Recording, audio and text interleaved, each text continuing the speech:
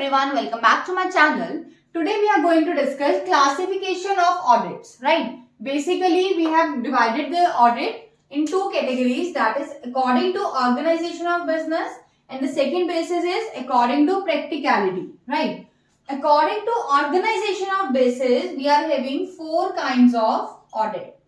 First one is statutory audit, second private audit, third one government, and fourth one is internal audit, right? And according to practicality, we are having 8 kinds. First है आपका complete audit, second one is partial audit, third one is continuous audit, fourth periodic, fifth one is interim audit, sixth one cash, and seventh cost audit, and the eighth one is management audit, right?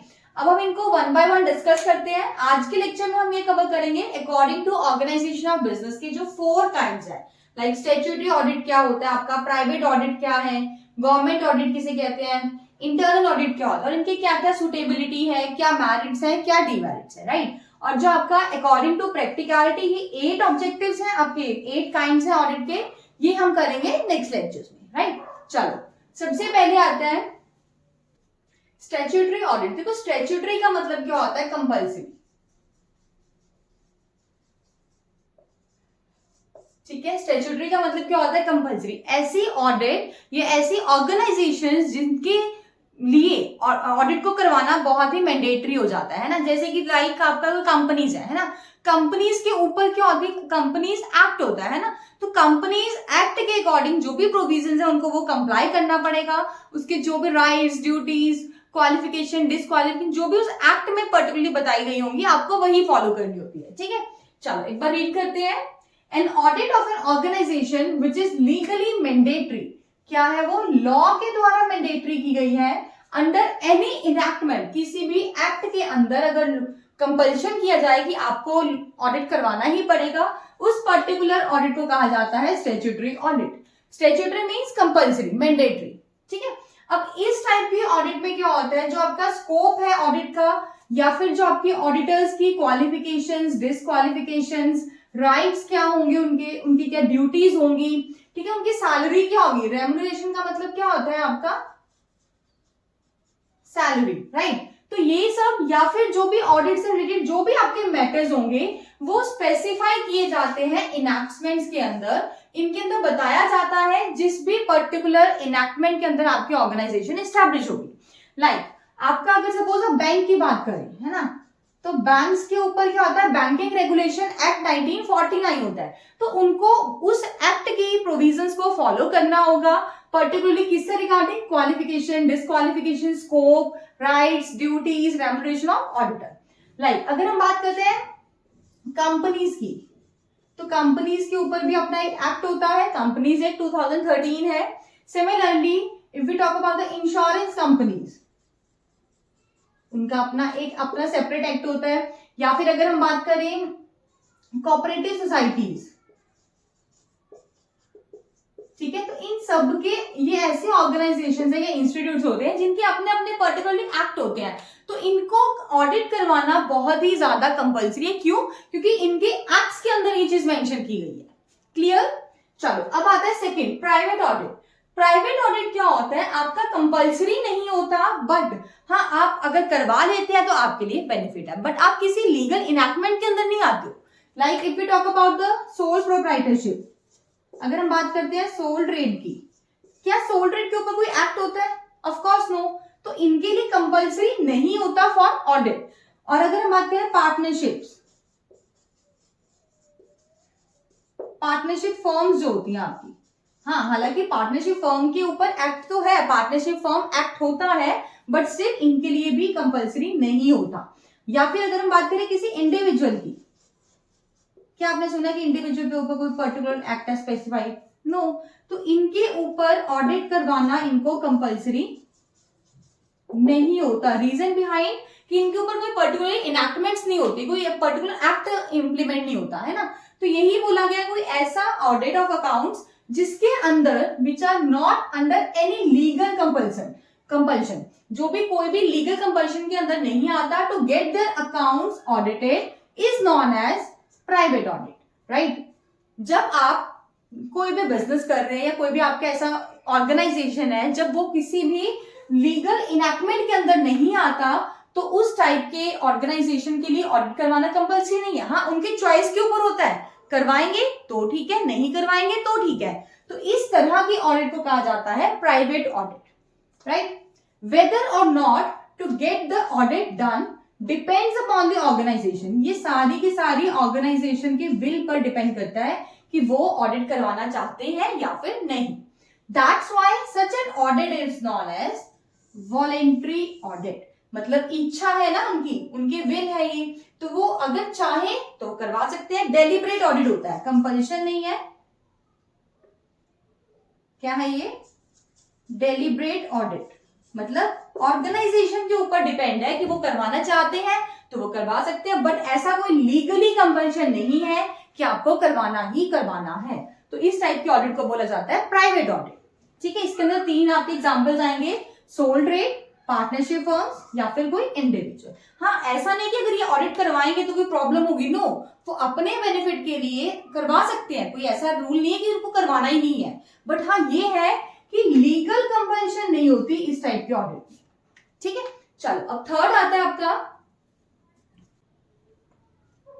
Government audit. देखो, जो government organisations हैं, जो government institutes होते हैं, जो उनके books of accounts की audit की जाती है, उसे आप बोलते हैं गवर्नमेंट ऑडिट। क्या लिखा हुआ है? The audit of accounts of government departments, किसकी? गवर्नमेंट डिपार्टमेंट्स की या फिर इंस्टीट्यूशंस की, is known as the government audit, right. Government क्या करती है? अकाउंट्स को मेंटेन करती है और उनका एक सेपरेट से ऑडिट डिपार्टमेंट होता है for the purpose of auditing the accounts. जितने भी आपके गवर्नमेंट के डिपार्टमेंट्स हैं, उन सभी के अकाउंट्स को ऑडिट करने के लिए, उन सभी के अकाउंट्स को ऑडिट करने के लिए क्या होता है? एक सेपरेट से ऑडिट डिपार्टमेंट बनाया जाता है, जिसका चीफ ऑफिसर कौन होता है? आपका controller and auditor general of India. इसे हम कैग के नेम से भी जानते हैं, controller of auditor general of India, right. और इस कैग की अपॉइंटमेंट कौन करता है? प्रेसिडेंट ऑफ इंडिया, ठीक है। क्या बोला गया है? गवर्नमेंट ऑडिट में जितने भी आपके गवर्नमेंट डिपार्टमेंट्स होते हैं, इंस्टीट्यूट्स होते हैं, उनकी जो बुक्स ऑफ अकाउंट्स को ऑडिट की जाती है, that is known as the government audit, right. अब इसके लिए गवर्नमेंट ने क्या किया हुआ है? अलग अलग सेपरेट अकाउंट्स बनाती है और अकाउंट्स को ऑडिट करने के लिए एक सेपरेट डिपार्टमेंट बनाया गया है, which is known as audit department, right. अब इस ऑडिट डिपार्टमेंट का जो चीफ ऑफिसर होता है वो कौन होता है? Controller and auditor general of India, short form में हम इसे कैग भी बोलते हैं। और इसकी अपॉइंटमेंट कौन करता है? President of India. क्लियर? चलो, नेक्स्ट आता है आपका आज का लास्ट काइंड है आपका इंटरनल ऑडिट।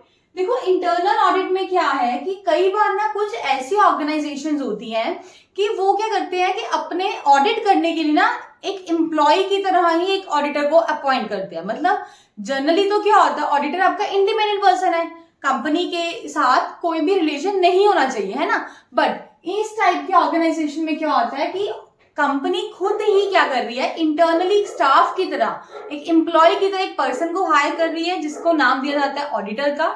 सेकेंड थिंग, उसका चार्टर्ड अकाउंटेंट होना कंपल्सरी नहीं होता, वो कोई भी रिपोर्ट नहीं बनाते हैं, बट हाँ, टाइम टू टाइम सजेशंस देते रहते हैं कंपनी को कि उनके अकाउंट्स में कैसे इंप्रूवमेंट की जा सकती है, ठीक है। चलो, एक बार रीड कर लेते हैं। Some institutes are organised in such a way that like other employees, जैसे हम बाकी अदर एम्प्लॉयज को हायर करते हैं, it also appoints auditors as its employees. वो क्या करते हैं? ऑडिटर्स को भी एज अ एम्प्लॉय हायर करते हैं, ठीक है।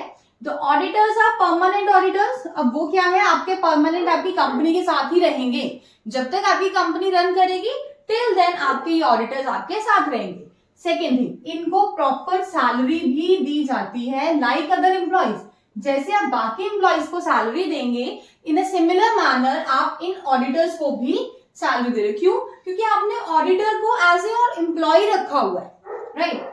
नेक्स्ट क्या कहते हैं? In this manner the periodic examination of accounts of an organisation by its employees appointed in the capacity of auditor is known as internal audit।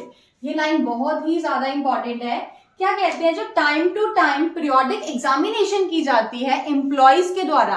अब वो एम्प्लॉयज जनरल एम्प्लॉय नहीं है, वो आपका उस एम्प्लॉय की अपॉइंटमेंट हुई है as the capacity of auditor, उसको ऑडिटर की तरह आपने अपॉइंट किया हुआ है, जो उस पर्सन के द्वारा एग्जामिनेशन की जाती है ना बुक्स ऑफ अकाउंट्स की, उसी को कहते हैं हम इंटरनल ऑडिट।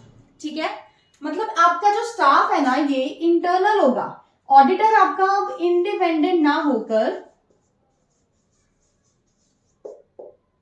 अब इंडिपेंडेंट नहीं है आपका, वो ऑडिटर क्या है, आप ही का कंपनी का खुद का एम्प्लॉय है और वो परमानेंट एम्प्लॉय है, प्लस उसे क्या दी जाती है, रेगुलर बेसिस पे सैलरी दी जाती है जैसे आपके अदर एम्प्लॉयज को दी जाती है। ठीक है, नाउ बहुत ही इंपॉर्टेंट चीज है, अगर वो एज अ एम्प्लॉय हायर किया गया है तो क्या उसके पास सीए की डिग्री होना कंपल्सरी है?